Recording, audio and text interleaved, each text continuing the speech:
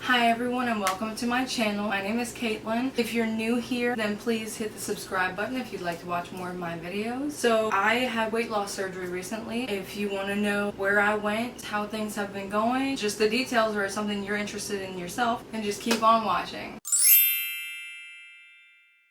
So I had weight loss surgery on July 29th. I knew 2 people in person that have gone to this specific place that I went, so that's why I felt comfortable doing so. And so I'm here to give you my experience so that you can feel comfortable knowing that other people have gone and had a safe trip where I went. So where I went for my surgery was Tijuana, Mexico. Of course, at first I was really scared because it's a different country and I couldn't find anybody to come with me. So I knew that I had to do it by myself. I recorded during my whole trip as much as I could, as good as I felt to record when I felt okay, and I'm going to be inserting things that I'm talking about and video clips and pictures in this video. So the company is called EOC, Elias Ortiz and Company.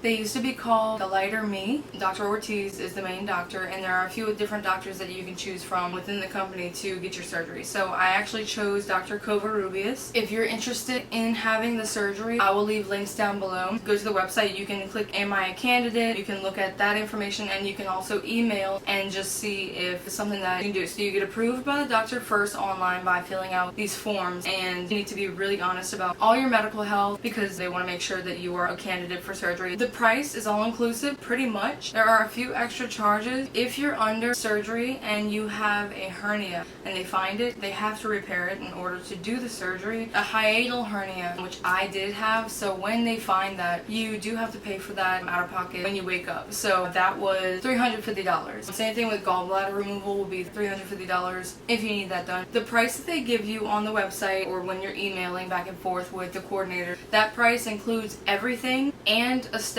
for your partner to come with you and stay with you in your room the whole time. It includes everything you're gonna eat, obviously not what your partner's gonna eat. The only thing it doesn't include really is hernia repair, extra things done during surgery, medications sometimes after surgery, and blood thinners and things like that needed after surgery. Also, it doesn't include your flight. So basically, I booked my flight. I have never done anything by myself in my entire life. If you've watched my channel throughout all these years that I've had the YouTube channel since 2007, then you'll know that I have a really bad anxiety disorders. I don't do anything by myself, but this is something I wanted so badly that I was gonna do anything it took to have it. I gained so much weight I didn't feel like myself anymore. Anyways, you fly to San Diego, California. So I think we're about to board in like, I wanna say, like now. When you arrive there, you're gonna go outside. You're gonna get a text from your driver because EOC will send someone to come and pick you up. They know that you're arriving at a certain time because you send them your flight information before you book the trip. And you do have to pay everything in full, I think 10 days prior to your surgery, or you will have to reschedule or lose your deposit if you can't reschedule. When you get to the airport, they know that you're coming, so they tell the driver, and so when you land, he texts you. You basically just walk outside. I was really confused about this because I don't know anything about the world. You walk outside and there's a little sign that says zone, whatever zone you're standing in, and you'll just text him and tell him this is the zone that I'm at, or he'll call you. There will be other people that are going to the same place as you and having surgeries as well because they pick up multiple people, so you'll be meeting people and stuff, so you won't really be alone. They take you across the border to Mexico. It only takes about 30 minutes drive wise to get there. It's really close across the border. If they do an inspection, they pull you over, which they did do for us. You have to take your bags out of the van. You do have to go inside, and the people that didn't fill out their form that they do send to you before you go on the trip, make sure you fill out that form. It's to enter the other country. They had to sit there and fill theirs out with their passport number and all that stuff. I had mine already. A lot of us did have ours already, so we just gave it to them. We went over, put our stuff through the machine, they scanned it, and we just waited on everybody else. And once everybody else was done, we all got back in the vehicle and we just went on through. First, they take you to some place, I don't remember where it was, to get a CT scan to check your lungs to see if you have COVID or had COVID. That you do pay out of pocket for. You pay $80. You go in the room, they do a CT scan of you pretty quickly. Please wear a sports bra so that way you just get to lay in the machine and don't have to worry about anything. So because I went with Dr. Covarrubias, everything goes through Hospital Blue. I went to the Blue Hospital, so they bring me there. I got blood work done and then went upstairs, got an EKG done. People have complained about having to be topless. I was topless, but they did give me a gown and it was open in the front not tied. I have really large breasts at the time. I tied it, and of course it was still pretty much open. But he put the electrodes very quick, very professional. And then I went back down. We got back in the van. We go to the hotel. The hotel is beautiful. So I'm gonna insert some clips of my room. So this is my pre-op room. This is where I slept for one night. Enjoyed my last bit of time before having surgery. You also, when you get into your room that day though, you can order room service. The room service is gonna have a lot of regular things for your partner if you bring a partner. But you just basically call the number and you just say, you know, I'm having surgery, I would like my liquid diet. They ask your room number, they know what to bring you. They bring you broth, a green popsicle, and they bring you apple juice. Those three things, I know this is so weird, some people don't like certain of them, they were so good, okay? And they bring you a lot the first time you're there because your stomach is still bigger because you haven't had surgery yet. So of course you can still fit a lot of food and you're hungry, so they bring you a lot. So then yeah, I just ate, watched movies, kind of just, you know, took pictures, like before pictures. So when you get to the hotel, you go to the EOC office that's inside the hotel. They give you your room key and they also tell you what time you need to stop drinking liquids at night and what time your van is gonna be in the morning. So like what time you need to be in that office waiting in the morning. For me, I think it was like 7:30 in the morning. The next morning I woke up, I went to that office, they brought me downstairs, got in the van, go to the Blue Hospital. Slept pretty great in this bed. It's a little firm, but the pillows were incredible. So I will be going on my way to the hospital in about an hour and a half, and then waiting to see when my turn is for surgery. And I'll check in. That day, I wore a really loose, comfortable dress because you're having surgery that morning. You're going to take that off. They're going to put you in a gown. They're going to set up an IV. And whatever you wore, you're not going to wear it while you're in the hospital. You need to pretty much wear the gowns the whole time. There's not really any way to take the gowns off because you're hooked up to an IV. So you can't really change your clothes or anything. And they'll change your gown if you want to shower and stuff like that, but you're not going to wear your own clothes. So don't worry about bringing clothes for the 2 days in the hospital. You will be wearing the hospital gowns. So then I waited in the room when I got there to the hospital. Before they set up my IV and everything, I was just laying around. They give you a remote. There was Netflix on the TV, and so I was just watching movies. Then it's my turn for the surgery, so they set up my IV in my left arm. They put me in a different bed. They wheeled me into another room where they transferred me from that bed to another bed, wheeled me in for surgery. It's different than going to a general surgeon here in the United States where they do all kinds of surgeries. In Mexico, at this place, I felt comfortable because this is all they do. They treat people having this kind of surgery. Your care is very specific. It's just really nice. Anyways, so the anesthesiologist looks at me and I'm just anxious. He was like, don't you worry, I'm gonna give you some tequila, okay, the good stuff. I just remember being like laughing about the tequila thing, and there I was, out. I've had surgery, so I've been put under many times. If you want me to make a separate video for people that are afraid of surgery to explain to you what it's like to go under and wake up, I'll do that. While I'm under, of course they find out that I have a hernia, so they repair my hiatal hernia. I have been having gastritis and GERD for the longest time and acid reflux every day of my life. Well, I had a hiatal hernia. So when you get out of surgery, you're back in your room, they give you this thing, I'm going to post a video of me using it, is to get rid of the gas that's trapped inside of you from the surgery, because when they go in, obviously they blow you up with gas and try to take as much of the gas out, but they can't take it all out. So, I'm not going to lie, when I came out of surgery and I woke up, I was so uncomfortable that I did think, what the hell did I just do? That is completely normal. Almost everyone that I've talked to has had that feeling. Because you don't feel good, because it hurts, because all the gas is trapped inside of you, and also you have a drain. And the drain tube is very uncomfortable. They come in, of course you tell them you're in pain. In your IV, they're giving you pain medication, nausea medication. All you have to do is let them know, I'm nauseated, I'm in pain. They'll give you some more medication. They did come in my room and they told me that I needed to walk around. You take your little pole and you push it with the hand that you don't have the IV in. You walk around the hospital floor in laps. And they wanted me to do, I think, 10 laps per hour. And I'm thinking to myself, I can barely even get up. I'm like, I just want to sleep. I don't even want to get up. I don't want to do anything. But they're doing it because the more you get moving, the more you use the breathing treatment as well, because they kept checking to make sure I was doing that. But they want you to get up and stuff and start walking because it helps release the gas. It helps with the pain. The pain, the pain, the pain, the pain. Soreness. You have 5 incisions. I was swollen. I realized I haven't taken any videos or anything like that since I've been in the hospital and had the procedure. And the reason for that is because pain was real. The pain was so bad that I didn't want to do anything, move, and I had to, you know, I had to get up and I had to walk and stuff like that, but I didn't want to. And today I just took a shower. I think I blew my IV because my arm is swollen and it hurts, so she turned it off. I'm getting ready to be discharged anyway. I'm feeling much better today. I'm not gonna lie, it was hard. all my stitches and everything. There's 5 incisions. They've been cleaning them, putting gauze on them when I get out of the shower, and so I'm gonna be leaving here shortly and I'll update you.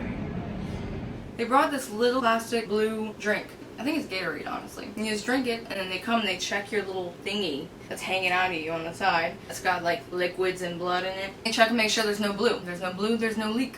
The next morning, they bring you something to drink and ingest. They brought me 3 different things, and I kept thinking to myself, which one can I have? How much can I have? Can I have all of them at once? No, they were for me to sip on. I was actually not that thirsty, so I just kind of sipped really slowly. You drink all that, they check your drain again, so you're in the hospital for 2 nights. It was hard for me to shower because I had my IV, and you can't take off your gown because it's up your arm's attached to the IV pole, so I just kind of like basically took it off of one arm and threw it over the IV pole, and then just got in the shower. In my room, my whole entire one wall was glass window from ceiling to floor. It was just beautiful, especially at night. I could see the moon and all the lights of all the little houses and stuff. Once they removed the drain, they pull it. She said you're not supposed to feel pain, just discomfort. I felt pain. They said it could have possibly gotten like under my diaphragm or something like that. They pulled it out. I did go, I was like, and then I started crying really bad. The thing is, I was crying because of a lot of things. You know, my mom just passed away. I missed her. I was there alone. I was in pain. Yes, I was going through a lot of different things at the same time. So once it's time to go home from the hospital, they come in, they take off your IV, tell you can go ahead and shower. And for me, they actually didn't take my IV out and let me shower yet. They helped me undress. I just really wanted to shower and wash my hair, and they said it was fine with the IV, but basically I bent the IV, and I was like, oh god, and then the fluid started building up my arm, and I was like, please take it out. Anyways, you get to shower completely, and you put back on whatever you want, which for me was the outfit that I wore there. They also offer you while you're in the hospital, like they'll come in and offer you this care package of like antibiotics and things that the doctor wants you to have, so you can decide if you want to purchase them, what package you want, and they'll bring them to you in your room. And it's in bulk, so you buy it in bulk, so that way when you go home, you have tons of medication to last you. You get all your stuff together, you go downstairs, they wheel you downstairs obviously, bring you up to the van, get you in the van. Then you go back to the hotel. You get to the hotel, they take care of your bags and everything for you. You never have to worry about anything. If you go up to the EOC office, they kind of talk to everybody, give them lab result paperwork and things like that. They basically give you your key to your recovery room, which is going to be a different room unless you booked it for your partner to stay while you were in the hospital. Then you'll keep the same room. You'll get the key to your room, and then they'll tell you to come back for a meeting that night. It's going to be like a nutrition meeting and all that stuff. So I go to my room, and I'm going to show you videos and pictures of my post-op room. The view was incredible. There's a pool. I don't know what floor it is. I know that the level, I think it's P, like for pool. I'm pretty sure.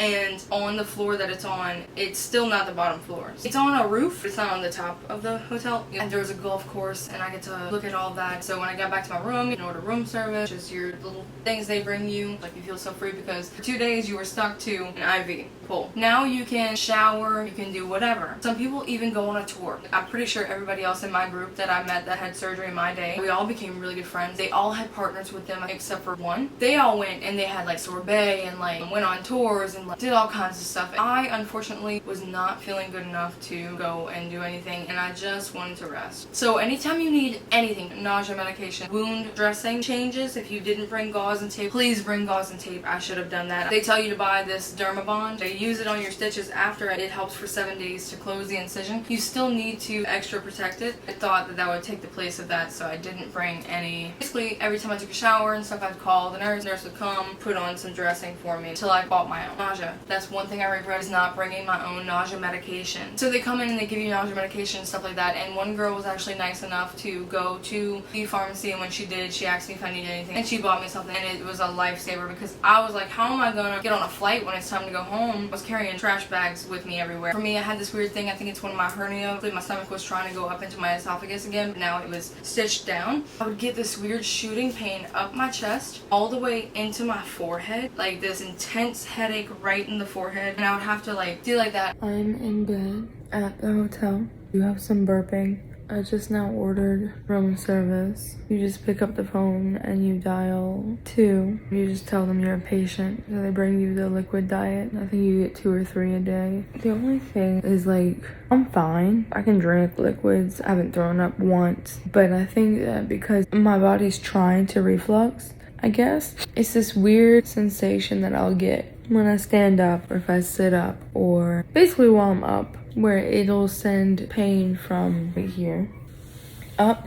Mainly, I feel it here and then straight to my forehead, across in my head. Like I have to just wait for a few seconds, and then it goes away, or I'll have to like keep like and kind of keep swallowing. It's really strange, but it's been happening since right after the surgery. That's the only thing that I'm dealing with now that's like, okay, I've had enough, because I'm constantly walking around and it'll just happen. Today I drank, they sell these at the EOC office in the hotel. I drank some of this, taking the medications that I was given. I was so freaking scared that that's how I was always gonna feel. Thankfully, I want to say 7 days after surgery, it was gone. When you are going to the pool though, I do want to warn you, if you do go to the pool, to go like chill and hang out by the pool, which you can't swim obviously because you had surgery, but you do have to walk through a buffet area to get to the pool. Some people are not hungry after surgery. We all were kind of like, it's difficult, it's a learning experience. But yeah, there's a buffet, you have to walk right through to get to the pool.